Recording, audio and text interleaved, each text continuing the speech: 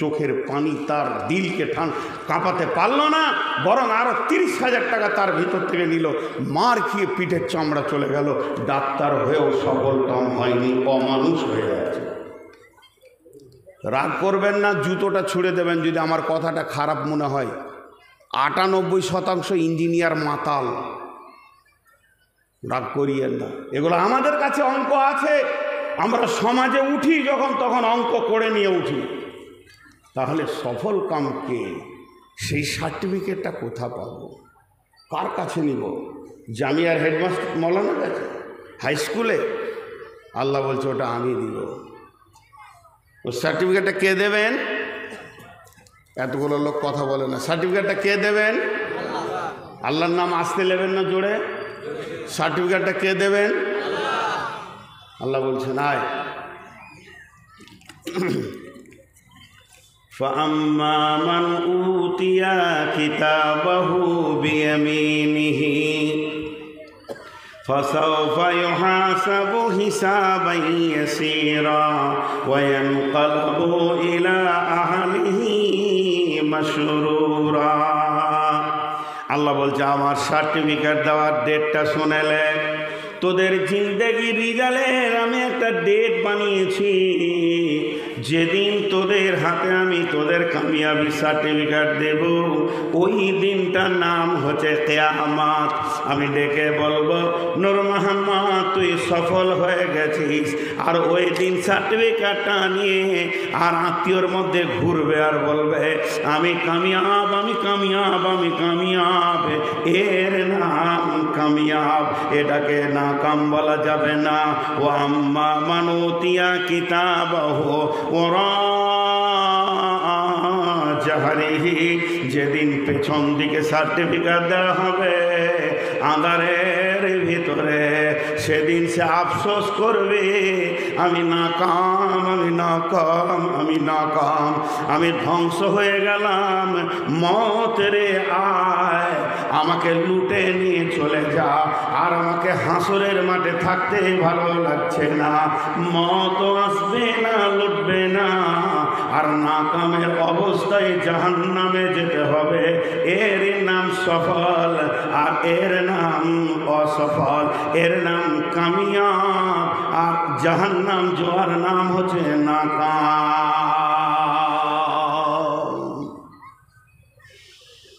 সফলতার সার্টিফিকেট তো আল্লাহ দেবেন, জি আল্লাহ দেবেন। ভাইয়া এই কোরআন শরীফগুলোকে বাচ্চাদেরকে দিয়ে পার করে দেন। এইদিকে 100 লোক আমাকে দেখতে পেয়েছে না, কিন্তু ওরা কিছু বলতে পারছে না। এই কোরআনগুলো যত উঁচু হয়ে আছে আড়াল হচ্ছে। বাচ্চারা মাদ্রাসার ছাত্র, এরা দাঁড়িয়ে কেন, ওই দাঁড়িয়ে কেন, ফের ওখানে হাঁকার মতো করে বসছে, আবার উঠবো, এরপরে উঠলে বোতল ছুঁড়ে মারবো, কিন্তু একদম শেষ ক্যামেরা ফ্যামেরা সব ফেলে দেবো। এই বস, বেয়াদব কেমন করে বসেছে দেখছেন? একটাও বসে থাকতে পারবে না, 5 মিনিট পর উঠবে, হাত পা টন টন করবে।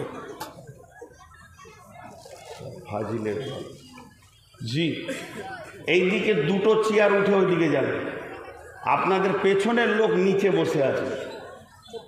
এ ভলেন্টারি করবো আমি, কোনো উপায় নাই, উঠতেই হবে। চেয়ার ওখানে রাখা যাবে না, পাছা করে চেয়ার নিয়ে চলে যাবে, বাস হয়ে গেল। এর নাম সফল, এর নাম অসফল। ছোট্ট জিনিস, এইটুকু জিনিস আল্লাহ বলবে তা 11টা কসম খেয়েছে। কি গুরুত্ব দেখেন ওই কথাটা, 11টা কসম খেয়েছে। একটা উদাহরণ দিই। এ ভাই বলছে হুজুর চলেন রুটি খেলেন, তা আমি খাবো না। তা বলছে আমি খাবো না। তো উনি বলছেন না চলেন খেলেন। ভিতরটা রাগ লেগে গেল। তা বলছি আমি আল্লাহর কসম বলছি খাবো না, তোর মন মানছে না। এবারও বলছে হুজুর রুটিটা খুব ভালো হয়েছে। আমার রাগের বহর বেড়ে গেছে একটু বেশি। তো কী বলছি, আল্লাহর কসম, আল্লাহর কসম, আল্লাহর কসম, আল্লাহর কসম, আল্লাহর কসম, আল্লাহর কসম, আল্লাহর কসম, আল্লাহর কসম, আল্লাহর কসম, আল্লাহর কসম, আল্লাহর কসম। 11 বার কসম করে বললাম খাবো না। বুঝে নিয়েছে হুজুর রেগে গেছে, মৌলভী সাহেব রেগে গেছে, সুসুর করে পালিয়ে গেল। তাহলে আল্লাহ যদি একবার কসম খায় কোনো বিষয়ের ওপরে, ওটা গুরুত্ব আছে। আল্লাহ যদি কসম না খেয়েও কোনো কথা বলে, এটারও আল্লাহর গুরুত্ব আছে। কিন্তু আমার রব একবার কসম খেলে যা, একবার কসম না খেলেও তা। আল্লাহ বলেছেন ওর তোরা ফজরের সময় একবার বললেও যা, আর একবার কসম করে বললেও তাই। কিন্তু 11 বার কসম খাচ্ছে একটা ছোট্ট জিনিসের জন্যে। আমার রব 11টা কসম খাচ্ছে। কেন খাচ্ছেন? কেন খাচ্ছেন? তার নিজের জন্যে নয়, আমাদেরকে কসম দিয়ে বলার কারণ হচ্ছে বিষয়টার ওপরে আমার গোলাম গুরুত্ব দেবে। দেখেন কসমগুলো আল্লাহর। বিসমিল্লাহির রহমানির রহিম। ওয়াশ-শামসি ওয়া দুহাহা ওয়াল কামারি ইযা তালাহা ওয়ান নাহারি ইযা দাল্লাহা ওয়াল লাইলি ইযা ইয়াগশাহা ওয়াস সামাই ওয়া মা বানাহা ওয়াল আরদি ওয়া মা তাহাহা ওয়া নাফসি ওয়া মা সাওয়াহা ফাআলহামাহা ফুজুরাহা ওয়া তাকওয়াহা। একটা নয়, দুটা নয়, 11খানা কসম আমার রব খেলেন। কেন? কেন? একটা ছোট্ট কথা বললেন, সেই কথাটা কি? তাহলে কসমটা আর একবার বলি। ওয়াশ-শামসি ওয়া দুহাহা ওয়াল কামারি ইযা তালাহা ওয়ান নাহারি ইযা দাল্লাহা ওয়াল লাইলি ইযা ইয়াগশাহা ওয়াস সামাই ওয়া মা বানাহা ওয়াল আরদি ওয়া মা তাহাহা ওয়া নাফসি ওয়া মা সাওয়াহা ফাআলহামাহা ফুজুরাহা ওয়া তাকওয়াহা। 11টা কসমের পর আমার রব একটা ছোট্ট কথা বললেন। ওরে আমার বোনেরে, ওরে আমার খালারে, ওরে আমার বেটিরে, আমার রব ছোট্ট করে বলছেন কাদ আফলাহা মান যাক্কাহা। আচ্ছা, এখানটা কি চায়ের দোকান হলো? আমার বায়ান বন্ধ থাকবে যতক্ষণ চা চলবে। আমি এটা মানতে পারি না, মানবো না, আমাকে লেন আর না লেন। আমি এখন বন্ধ আছি, চাটা খাওয়া হোক তারপরে হবে।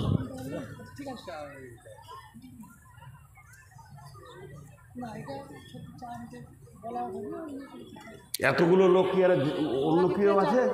দান নেবে এরা আর খাবে এরা? এখনও চা দিচ্ছে মানে থাক। গোপালপুরওয়ালারা যদি আমার কপালে ঝাঁট মেরে যেতে দেবে।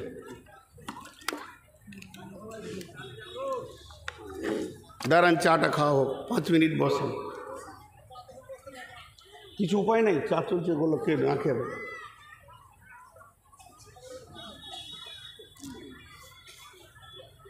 10টা মিনিট যেছে না এতগুলো লোকের সামনে। হাদিস আছে লোভনীয় খাবার গোপনে খাও। সবাই রাত জাগছে, চা দেখলে তো এদের জিভ সুরসুর করছে।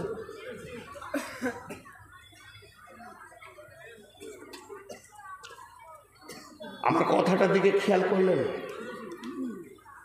কসম হচ্ছে 11টা, আর ছোট্ট একটা কথা বলেন। কথাটা দেখেন, কাদ আফলাহা মান যাক্কাহা। এই কথাটা বলবেন আল্লাহ, আর কিছু বলবেন না। সকলে একবার মহব্বতের সঙ্গে বলেন, জোরে বলেন, আওয়াজ করে বলেন। আল্লাহ কি বললেন? কাদ আফলাহা। জোরে বলেন, কাদ আফলাহা মান যাক্কাহা। আপনারা বললেন কেন? বললেন না? জোরে বলেন, কাদ আফলাহা মান যাক্কাহা। এর মানে হচ্ছে আমি আল্লাহ এতগুলি কসম খেয়েছি রে। কেন? যে লোকটা পবিত্র থাকবে সে বেঁচে যাবে, আর যে লোকটা নাপাক থাকবে ওই লোকটা ফেঁসে যাবে। ওয়াকাদ খাবা মান দাসাহা, মানে যে লোকটা পাক ওই লোকটা বেঁচে যাবে, আর যে লোকটা না পাক ওই লোকটা ফেঁসে যাবে। এক কথায় বলা যেতে পারে যে লোকটা পবিত্র সে জান্নাতে যাবে, আর যে লোকটা না পাক সে জাহান্নামে যাবে। আর জালসা শুনতে হবে না, উঠেন। পাশেই নদী, গোসল করে নি তাহলে পাক হয়ে যাব। জি, গোসল করে নিলি তো পাক। মা বোনেরা বাড়ি চলে যাই, দিয়ে সাবান নিয়ে গোসলে ঢুকে পড়ি সব। কারণ আল্লাহ বলেছে যে পাক থাকবে সে বেঁচে যাবে, যে না পাক থাকবে সে ফেঁসে যাবে। তাহলে তো এখন গোসল করতে যাওয়া দরকার। এটা বুঝার ভুল। ভাইরা আমার, আম্মা জানা এসে বলছেন, ইয়া রাসূলুল্লাহ, ইয়া হাবিবাল্লাহ, আপনি আমাকে পবিত্রতা শিখিয়ে দেন। সব থেকে বড় পাক কি? বিশ্বনবী বললেন, আয়েশা রে, সব থেকে বড় পাক হলো রুজিকে পাক রাখা। যদি কারো পেটে হারাম ঢুকে যায়, যেটুকু মাংস হবে ওই হারামে, ওটাকে আগে জাহান্নামের আগুনে পোড়ানো হবে সোনার খাদ বের করার পর, তারপরে তাকে জান্নাতে দেওয়া হবে। অতএব পৃথিবীর বুকে সব থেকে বড় পাক হলো হারাম খাদ্য থেকে নিজেকে বাঁচানো।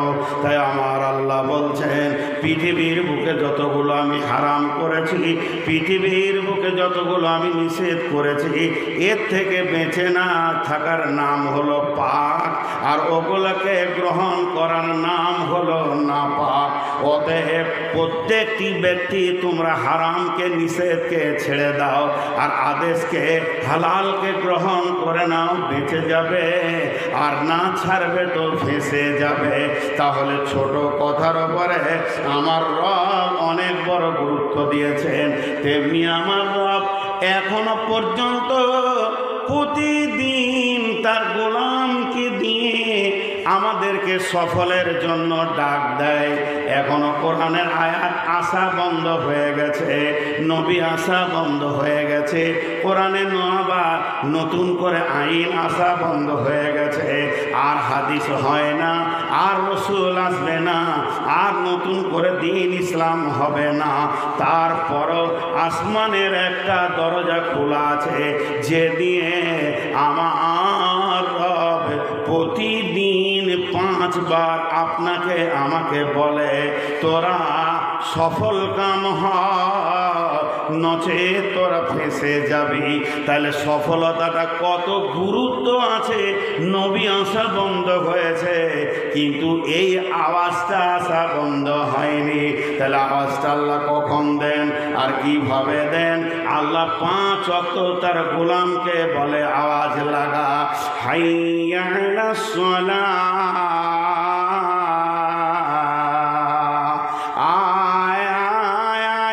নামাজের জন্য আয়, আয় তোরা মসজিদে আয়, সলাতের জন্য আয়।